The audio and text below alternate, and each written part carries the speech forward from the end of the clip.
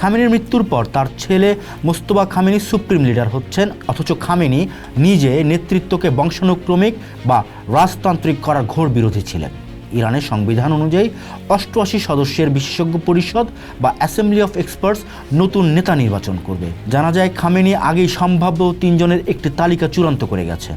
এই তালিকায় রয়েছেন বিচার বিভাগের প্রধান গোলাম হোসেন মহসেনি এজেই, খামেনির দপ্তর প্রধান আলী আসগর হেজাজি এবং সংস্কারপন্থী নেতা ও আয়াতুল্লাহ খামেনির নাতি হাসান খামেনি। তাই ছেলের ক্ষমতা দখলের চেয়ে সাংবিধানিক প্রক্রিয়ায় নতুন নেতা আসার সম্ভাবনাই বেশি। রোববার ভোরে তেহরানের পাস্তুর কমপ্লেক্সে ইসরায়েল ও যুক্তরাষ্ট্রের যৌথ হামলায় ইরানের সর্বোচ্চ নেতা আয়াতুল্লাহ আলী খামেনির মৃত্যুর খবর রাষ্ট্রীয় গণমাধ্যম IRNA নিশ্চিত করেছে।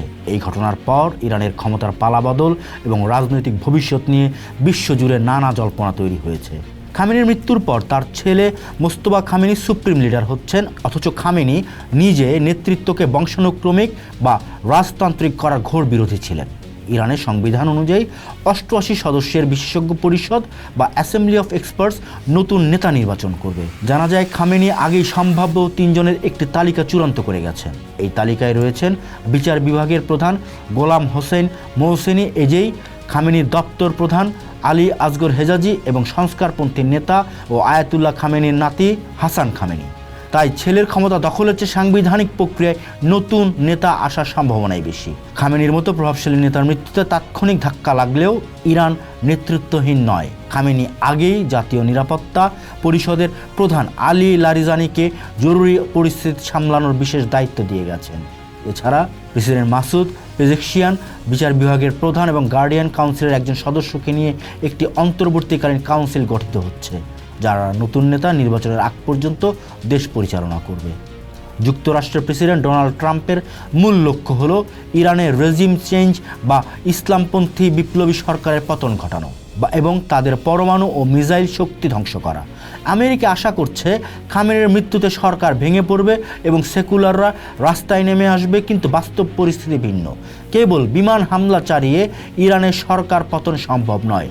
ইরানের লাখ লাখ সৈন্য, পুলিশ ও প্রভাবশালী সামরিক বাহিনী IRGC এখন অক্ষত রয়েছে। সেকুলার শক্তি মাঠে নামলে এই বাহিনী তা কঠোরভাবে দমন করবে। ইরানের সুবিশাল পাহাড় এবং বিস্তীর্ণ শহরগুলো বিমান হামলা হজম করার সক্ষমতা রাখে। পদাতিক বাহিনী না নামিয়ে আমেরিকা ইরান দখল করতে পারবে না।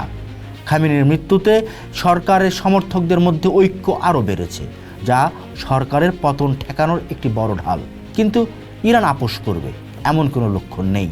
বরং ইরান যদি তাদের মিসাইল শক্তি ধরে রেখে পাল্টা হামলা অব্যাহত রাখে, তবে তা ডোনাল্ড ট্রাম্পের জন্য রাজনৈতিক এবং সামরিক বিপর্যয়ের কারণও হতে পারে। ইসরায়েল ও আমেরিকার ইন্টারসেপ্টর মিসাইলের ঘাটতি এবং আরব মিত্রদের অর্থনৈতিক ক্ষতির কারণে ট্রাম্প শেষ পর্যন্ত এই ব্যয়বহুল যুদ্ধ থামাতে বাধ্য হতে পারেন।